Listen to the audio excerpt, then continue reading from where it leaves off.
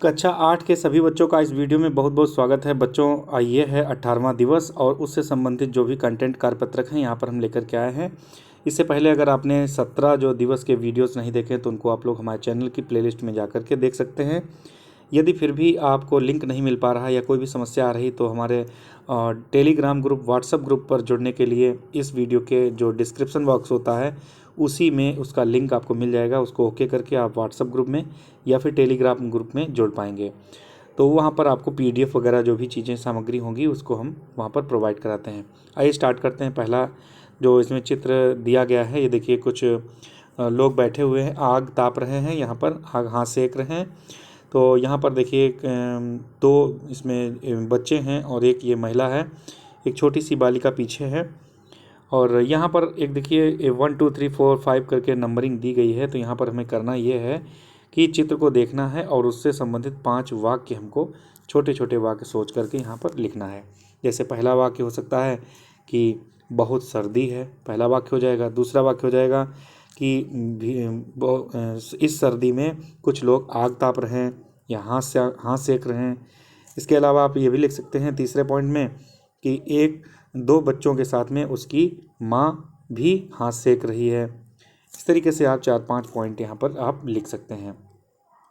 उसके बाद में देखिए यहाँ पर जो लिखा हुआ है, आज उठा मैं सबसे पहले आज सुनूंगा हवा सवेरे की चलने पर, हिल पत्तों का करना हर हर, देखूंगा पूरब में फैले बादल पीले लाल सुनहरे। यहाँ पर एक कविता लिखी गई है और यहाँ पर आपसे पूछा गया है कि उपर्युक्त पद्यांश को पढ़कर प्रश्नों के उत्तर देना है। तो यहाँ पर देखिए पहला जो प्रश्न पूछा गया है, इस कविता में कवि की क्या कल्पना है, अपने शब्दों में लिखिए। यहाँ पर कवि की कल्पना यही है कि हमें प्रतिदिन प्रातः सुबह अर्ली मॉर्निंग यानी कि नित्य प्रति सुबह उठना चाहिए और हमें क्या करना चाहिए कि जो हवा चलती है उसकी सरसराहट हमें सुनना चाहिए। जब हम वॉकिंग करेंगे, जब हम चलेंगे तो हमें ताज़ी ताज़ी हवा भी हमको महसूस होगी।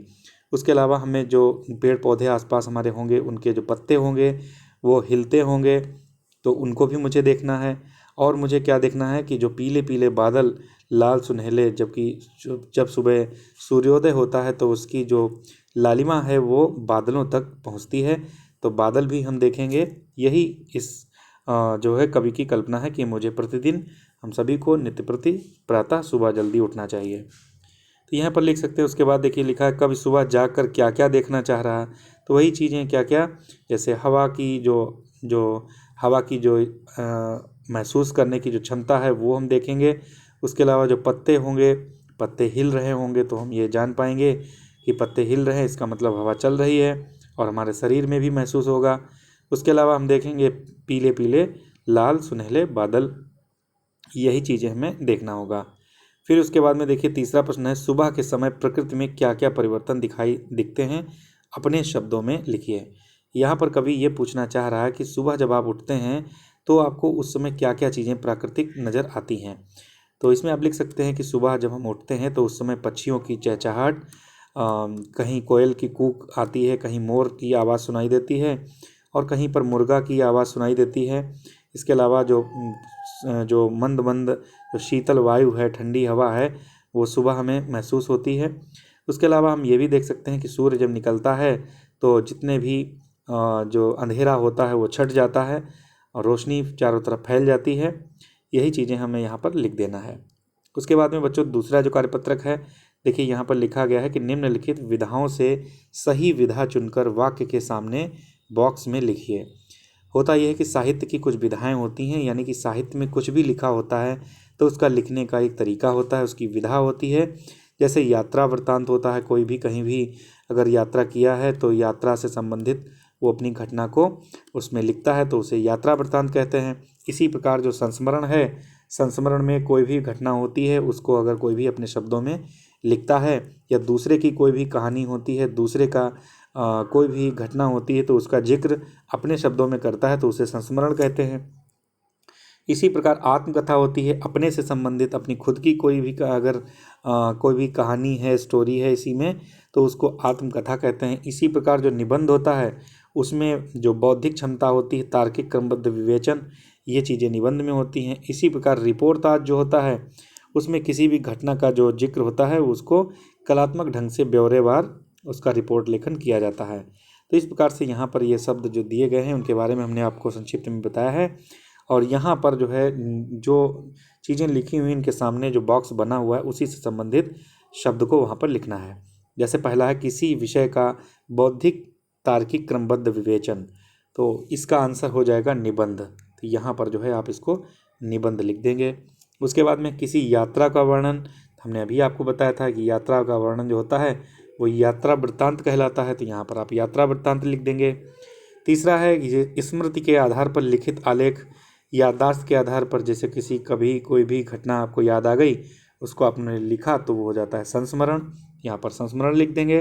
फिर है अपने जीवन के बारे में विस्तृत लेखन, अगर आपको अपने ही जीवन के बारे में लिखना है तो आत्मकथा यहाँ पर लिख देंगे आप, आत्मकथा हो जाएगा।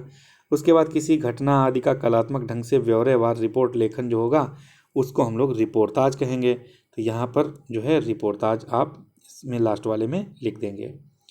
इसके बाद में कहा जा रहा है कि सही और गलत का निशान लगाइए, जो चीज़ सही है उसके सामने सही का निशान, यदि कोई भी जो वाक्य है वो गलत है तो उसके सामने गलत का निशान लगाना है। तो देखिए पहला है मैं कवि कैसे बना संस्मरण है, तो भाई जो ये पंक्ति लिखी हुई है मैं कवि कैसे बना ये एक संस्मरण है, तो बिल्कुल ये बात सही है, ये संस्मरण है, लिख दिया यहाँ पर। उसके बाद में सत्साहस गणेश शंकर विद्यार्थी की रचना है, ये जो सत्साहस है ये गणेश शंकर विद्यार्थी की रचना है, ये भी बात बिल्कुल सही है, तो यहाँ पर सही का निशान हो जाएगा।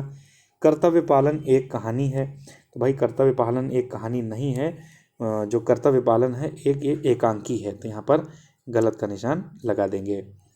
फिर है मैया मोही दाऊ बहुत खिजायो, ये सूरदास का पद है, तो बात सही है, सूरदास का पद है इसलिए यहाँ पर सही का निशान लगेगा।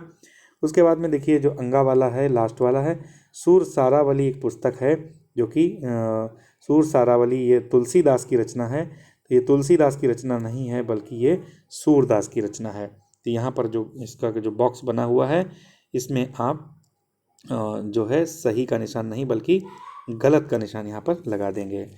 तो बच्चों ये जो है कार्यपत्रक बहुत अच्छा है। इसके बाद में जो तीसरा कार्यपत्रक है ये एक हिसाब से देखिए तो ये वर्ग पहली है। यहाँ पर देखिए आपके सामने जो ये वर्ग पहली दी गई है इसमें क्या है कि कुछ कवियों के नाम या फिर लेखकों के नाम दिए गए हैं, तो आपको क्या करना है इनमें से जो भी आप छांट पाएंगे उनको क्या करना है, नीचे देखिए जो जगह दी गई है इनमें आपको इसको भर देना है, लिख देना है। तो यहाँ पर देखिए कुल मिलाकर के 1 2 3 4 5 6 कवियों के नाम या फिर लेखकों के नाम यहाँ पर आ सकते हैं। तो आइए देखते हैं इस पहेली में कौन कौन से कवियों के नाम या फिर लेखकों के नाम इसमें हो सकते हैं। तो देखिए पहला जो इसमें मेरे ख्याल से जो पहला हो सकता है वो जो बच्चों इसमें नाम हो सकता है, देखिए जय शंकर प्रसाद। देखिए इस तरीके से हमें ऊपर नीचे भी देखना चाहिए और हमें बाएं से दाहिने भी देखना चाहिए। जय शंकर प्रसाद, देखिए ये जो है पूरा एक कवि का नाम यहाँ पर दिया गया है। उसके बाद में दूसरे जो कवि का नाम है देखिए कबीर दास जी, ये देखिए कबीर दास ये नाम दिया हुआ है। उसके बाद में बच्चों अगर देखें हम तो जो अगला जो कवि का नाम हो जाएगा वो देखिए यहाँ पर रहीम, ये देखिए लिखा हुआ रहीमदास जी भी कहते हैं इनको, रहीम भी कहते हैं, तो ये हो गया है। उसके बाद में देखिए रहीम के बाद में सुभद्रा कुमारी जो है ये देखिए यहाँ पर लिखा है सुभद्रा कुमारी, वैसे तो इनका पूरा नाम है सुभद्रा कुमारी चौहान, लेकिन यहाँ पर सुभद्रा कुमारी ही लिखा हुआ है। फिर है देखिए महादेवी, ये देखिए महादेवी वर्मा, ये देखो लेखक का नाम है, इस प्रकार से लिख देंगे आप। उसके बाद में है रामचंद्र शुक्ल, ये देखिए यहाँ पर रामचंद्र शुक्ल। तो इस प्रकार से बच्चों अगर इसको काउंट किया जाए तो देखिए 2 3 4 5 6 कवियों के नाम यहाँ पर हम लिख चुके हैं। तो आइए इसको हम क्या करेंगे यहाँ पर भर देंगे, ठीक है। उसके बाद में जो 19वां जो कार्य दिवस, वो 19वें दिवस का जो कार्यपत्रक होगा बच्चों वो हम नेक्स्ट डे लेकर के आएंगे। तो आप सभी लोग अन्य बच्चों को भी इस तरीके से इसका लिंक भेज करके वीडियो को बच्चों तक पहुंचाइए ताकि उनका भी इस ग्रीष्मकालीन अवकाश में उनका भी ये कार्यपत्रक कंप्लीट होता रहे।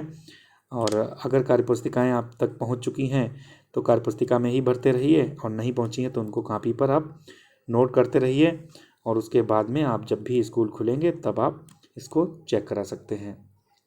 मिलते हैं नेक्स्ट वीडियो में बच्चों, तब तक के लिए नमस्कार।